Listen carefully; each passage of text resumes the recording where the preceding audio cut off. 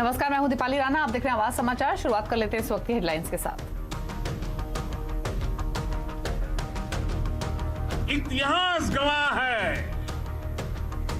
कि ऐसी ताकतें मिट गई हैं या मुड़ने के लिए मजबूर हो गई है।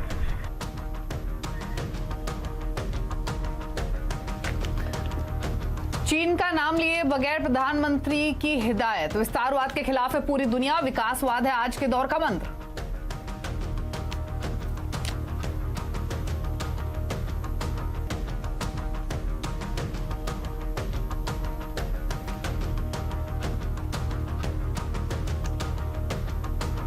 प्रधानमंत्री मोदी ने गलवान घाटी के शहीदों के शौर्य को याद किया। कहा, सैनिकों की प्रेरणा से हम जीतते रहे हैं और आगे भी जीत हासिल करते रहेंगे। जवानों के सपनों का भारत बनाने का किया वादा।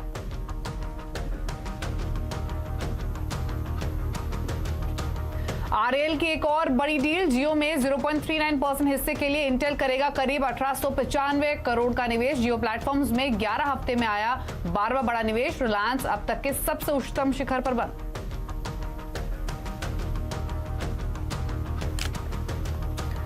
बाजार में तेजी की हैट्रिक। निफ्टी करीब 55 अंक चढ़कर 10,600 के पार बंद। सेंसेक्स 9 मार्च के बाद पहली बार 36,000 के पार बंद हुआ। रिलायंस, भारती एयरटेल, टीसीएस और एचयूएल ने दिया बाजार को सपोर्ट।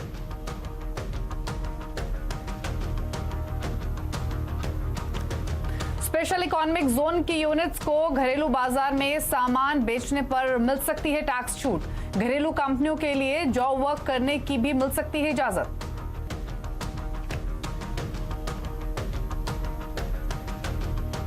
चौबीस घंटे में कोरोना के 20,000 से ज्यादा रिकॉर्ड मामले, लेकिन रिकवरी रेट भी हुआ 60% से ज्यादा। दिल्ली में बनेगा कोविड वॉर रूम, बढ़ाई जाएगी टेस्टिंग।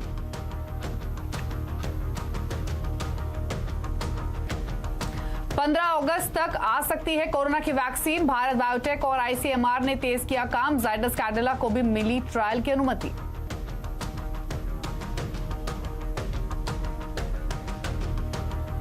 कानपुर में विकास दुबे गैंग ने एक डीएसपी समेत 8 पुलिसकर्मियों को गोलियों से भूना। मौका वारदात से बरामद हुई AK-47 राइफल, लेकिन अपराधी फरार।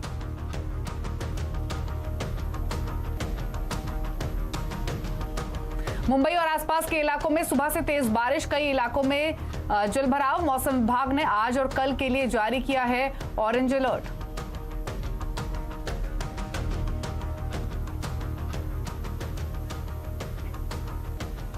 आज प्रधानमंत्री नरेंद्र मोदी ने लेह पहुंचकर सैनिकों के बीच से चीन की विस्तारवादी नीति को चुनौती दी। प्रधानमंत्री ने कहा कि विस्तारवादी ताकतें विश्व शांति के लिए खतरा पैदा करती हैं, लेकिन इतिहास गवाह है कि या तो वो मिट जाते हैं या मुड़ने को विवश होते हैं।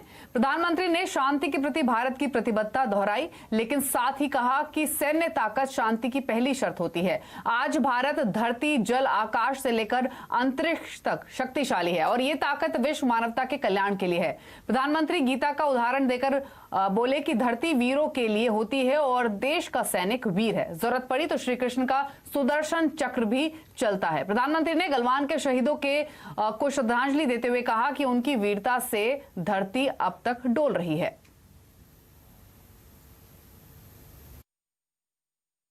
साथियों, राष्ट्र कवि रामधारी सिंह दिनकर जी ने लिखा था, जिनके सिंहनाद से सहमी, जिनके सिंहनाद से सहमी, धरती रही अभी तक डोल। कलम आज उनकी जय बोल, कलम आज उनकी जय बोल। तो मैं आज अपनी वाणी से आपकी जय बोलता हूं, आपका अभिनंदन करता हूं। मैं गलवान घाटी में शहीद हुए अपने वीर जवानों को भी पुनः श्रद्धांजलि अर्पित करता हूं। विस्तारवाद की जीत जब किसी पर सवार हुई है, उसने हमेशा विश्व शांति के सामने खतरा पैदा किया है। और साथियों, ये न भूले, इतिहास गवाह है कि ऐसी ताकतें मिट गई हैं या मुड़ने के लिए मजबूर हो गई है। जिसने हजारों वर्षों से अनेकों आक्रांताओं के हमलों को, अत्याचारों का मुंह तोड़ जवाब दिया है।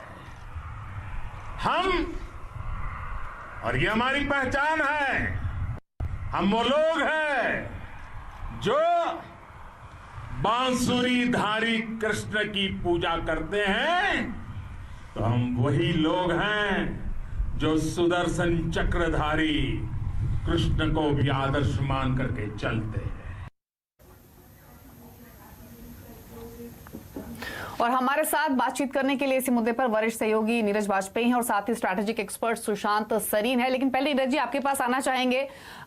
पीएम मोदी का अचानक लद्दाख पहुंचना, एक ताकतवर संबोधन करना, चीन का नाम नहीं लिया लेकिन कई कड़े शब्द उन्होंने कहे हैं। कैसे देखते हैं, क्या संकेत यहां पर पीएम मोदी ने देने की कोशिश की है चीन को या फिर पूरी दुनिया को? देखिए, भारत की आज की स्पीच से प्रधानमंत्री जी की ये बिल्कुल स्पष्ट संदेश दे दिया गया है कि भारत की अपनी पोजीशन बिल्कुल क्लियर है कि किसी प्रकार का कोई समझौता, कोई कॉम्प्रोमाइज़ या कोई झुकने का सवाल ही नहीं उठता है। जो बार बार कहा गया है कि 1 इंच भी हम पीछे हटने को तैयार नहीं है और पुरानी स्थिति रहनी चाहिए।